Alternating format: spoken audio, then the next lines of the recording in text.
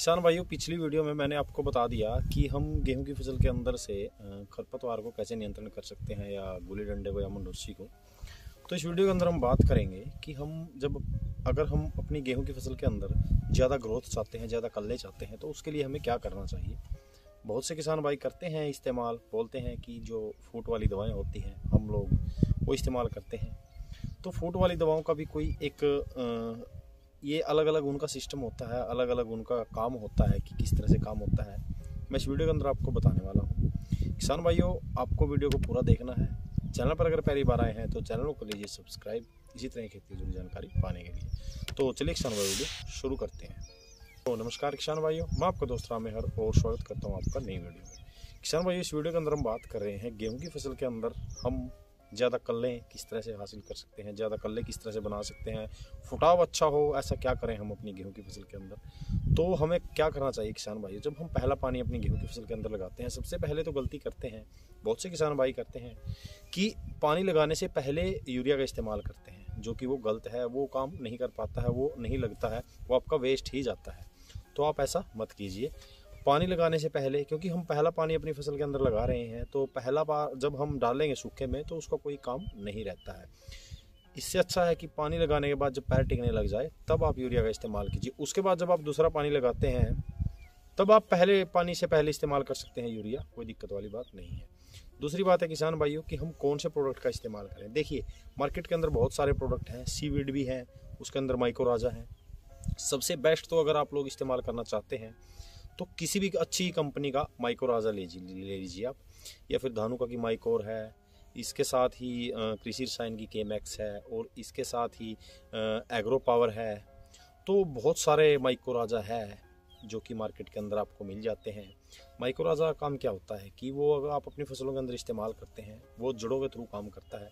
जब आप माइक्रोराजा अपने खेत के अंदर डालते हैं तो वो क्या करता है कि जो रेशेदार जड़ें होती हैं हमारी फसल की, तो उनको बढ़ावा देता है, और जितनी ज़्यादा रेशेदार जड़ें होगी आसपास से वो पोषण ग्रहण करेगी हमारी फसल। और जितना शुरुआती अवस्था में हमारी फसल को पोषक तत्व मिलेंगे, उतना ही हमारी फसल के अंदर फुटाव भी अच्छा आएगा, मजबूती भी उसकी बनेगी तने की, और हमें एक अच्छी फसल देखने को मिलेगी और कल्ले भरपूर होंगे। इसी तरह से गेहूं के बारे में बात कर रहे हैं तो पहला पानी जब आप लोग लगाते हैं तो यूरिया के साथ में बेसिक यूरिया को कम कर दीजिए।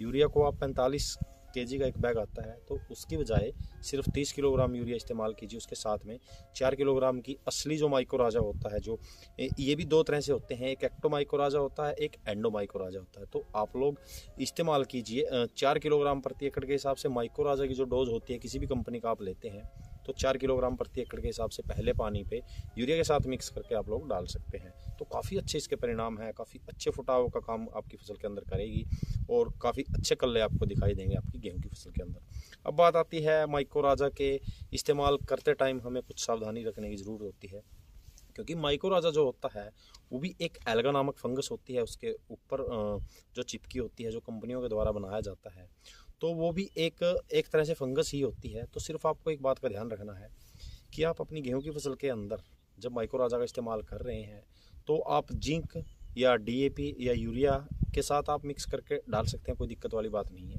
लेकिन सल्फर के साथ में आपको नहीं डालना है।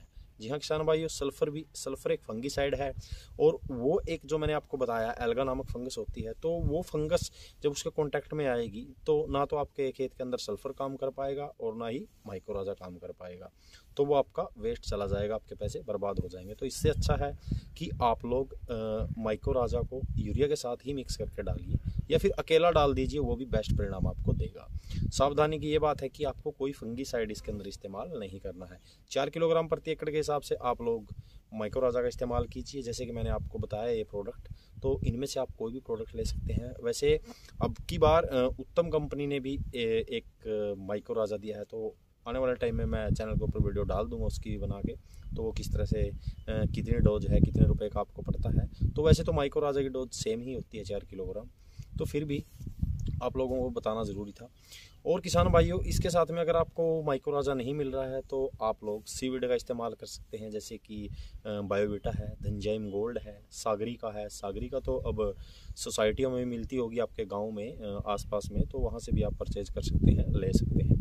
तो ये इस तरह के प्रोडक्ट आप लोग इस्तेमाल कर सकते हैं अपनी गेहूं की फसल के अंदर पहले पानी पे, तो काफ़ी अच्छे इसके आपको परिणाम देखने को मिलेंगे। अच्छा फुटाव आएगा, अच्छे कल्ले बनेंगे गेहूं की फसल के अंदर, और पैदावार भी आपको अच्छी देखने को मिलेगी। तो यही सब था किसान भाइयों, इस वीडियो के अंदर मैंने आपको बताया कि गेहूं की फसल के अंदर हम अच्छे कल्ले कैसे प्राप्त कर सकते हैं, अच्छी फुटाव कैसे हम अपनी गेहूं की फसल के अंदर ला सकते हैं। तो यही सब जानकारी थी। मेरे ख्याल से जानकारी आपको समझ में आ गई होगी। अगर आपका फिर भी कोई सुझाव या कोई सवाल हो तो कमेंट के माध्यम से हमसे पूछ सकते हैं। जुड़े रहिए चैनल के साथ, जल्दी एक वीडियो और आने वाली है। तो तब तक के लिए जय हिंद दोस्तों।